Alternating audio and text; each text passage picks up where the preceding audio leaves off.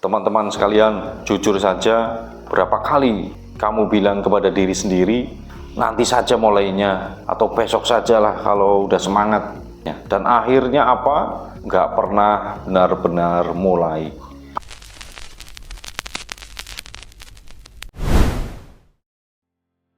Assalamualaikum warahmatullahi wabarakatuh. Teman-teman sekalian, malas itu bukan sekadar lelah, tapi sebenarnya itu adalah tanda bahwa kita sedang kehilangan arah. Kehilangan arah apa? Kehilangan arah hidup. Bagaimana kita mengatasi rasa malas pada diri kita? Yang pertama adalah kenali sumber malasmu. Kalau kamu sering merasa malas, jangan langsung salahin diri, karena malas itu bukanlah sebuah dosa. Itu adalah tanda alamiah kita sebagai manusia biasa. Tapi bagaimana kita menyadari kenapa kita malas? Orang yang malas, orang yang sedang dijangkiti rasa malas itu sebenarnya dia sedang kehilangan makna dirinya. Dia sedang kehilangan arah hidupnya. Menurut James Clear dalam Atomic Habits, dia menuliskan kita sebenarnya bukan malas, tapi kita hanya belum punya sistem dan belum punya arah yang jelas. Orang yang benar-benar tahu apa tujuan hidupnya, apa yang ia harus lakukan, maka dia tidak akan susah untuk bangun pagi. Tapi orang yang hidupnya tidak punya arah, tidak punya tujuan yang jelas, bangun pun akan terasa berat. Jadi sebelum kamu mencari motivasi, coba cari dulu alasan kenapa kamu ingin bangkit, kenapa ingin sukses, kenapa ingin berhasil, kenapa ingin mencapai sesuatu. Maka sadarilah, malas itu mahal harganya. Banyak orang muda kehilangan masa depannya bukan karena bodoh, tapi karena rasa malasnya yang besar. Malas untuk bergerak alias mager.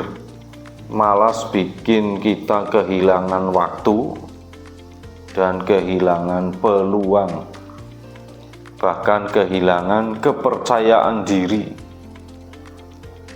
Ingatlah bahwa satu hari kita menunda, bisa jadi kita kehilangan 1 tahun kesempatan.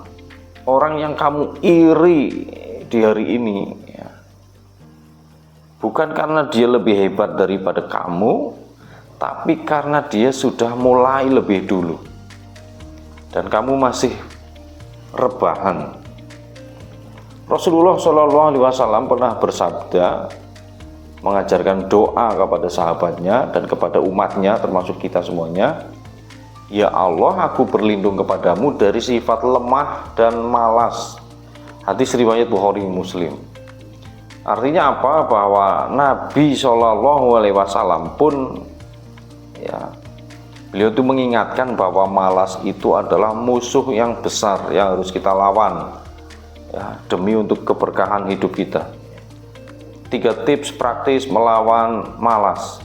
Yang pertama adalah mulai dari yang kecil, mulai sekarang juga.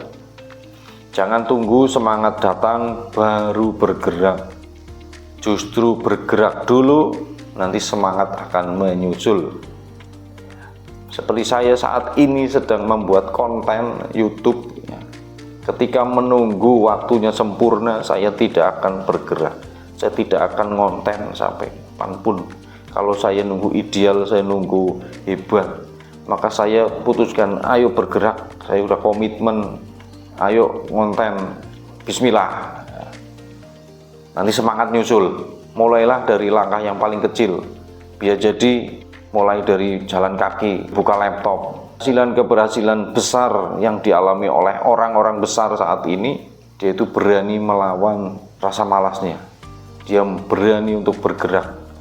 Orang yang sampai ke puncak gunung, itu pasti dia akan melalui langkah demi langkah. Langkah pertama, langkah kedua, langkah 3, sehingga dia sampai ke puncak. Tapi ketika rebahan, mungkin bermain game sampai ke puncak, puncak smartphone. Dia tidak akan pernah sampai ke puncak, hanya di angan-angan. Keberhasilan yang besar dimulai dari keberanian-keberanian kecil. Yang kedua adalah disiplinkan waktu, bukan perasaan. Jangan nunggu mood bagus baru bekerja. Orang yang sukses, orang yang berhasil, ya, tidak tergantung mood, tapi tergantung komitmen. Disiplin menyalip rasa malas. Ya, karena kalau orang yang sudah komitmen, sudah disiplin, dengan tindakan-tindakan sederhana, ya, walaupun sedang tidak semangat, walaupun sedang malas, tetap jalan, tetap on, ya, tetap oke.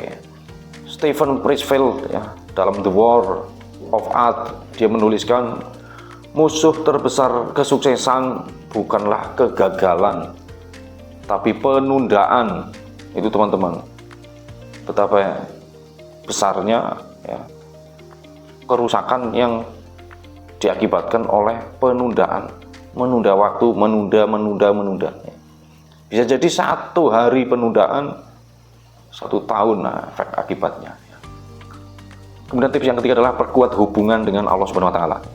Kadang rasa malas bukan karena fisik kita yang lelah, ya, tapi karena hati kita yang sedang kering, hati kita yang sedang jauh dari iman, hati kita yang butuh siraman rohani, siraman keimanan. Coba cek ibadah kita, sholat, zikir, Al-Quran, tilawah, ya.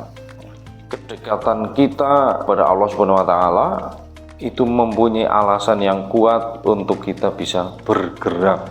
Semakin kita mendekat kepada Allah dengan sholat, zikir, baca Quran, kemudian beribadah wajib maupun sunnah, Allah akan membantu kita untuk mengatasi rasa malas, ya. Dalam Quran surat Al-Mulk ayat 2, ya, Allah Subhanahu Wa Taala berfirman, Alladzi khalaqal mauta wal hayata liyabluwakum ayyukum ahsanu amala. Dialah Allah yang menciptakan mati dan hidup untuk menguji kamu, siapa di antara kamu yang paling baik amalnya. Hidup ini ujian, bukan liburan, dan ujian nggak bisa dihadapi dengan rebahan. Kamu tahu apa bedanya pemenang dengan pecundang? Bukan di IQ-nya, bukan di keberuntungannya, tapi di keberaniannya untuk bangkit padahal dia sedang malas. Karena setiap kali kamu memilih untuk bergerak, kamu sedang menang melawan musuh terbesar, yaitu dirimu sendiri. Jadi mulai sekarang jangan tunggu waktu yang sempurna, karena waktu terbaik adalah saat ini. Bangkitlah bukan karena kamu harus, tapi karena kamu layak untuk hidup lebih baik. Mapan itu bukan tentang cepat kaya, tapi cepat sadar arah. Saya Ristiawan dan inilah MS40, mapan sebelum 40. Wassalamualaikum warahmatullahi wabarakatuh.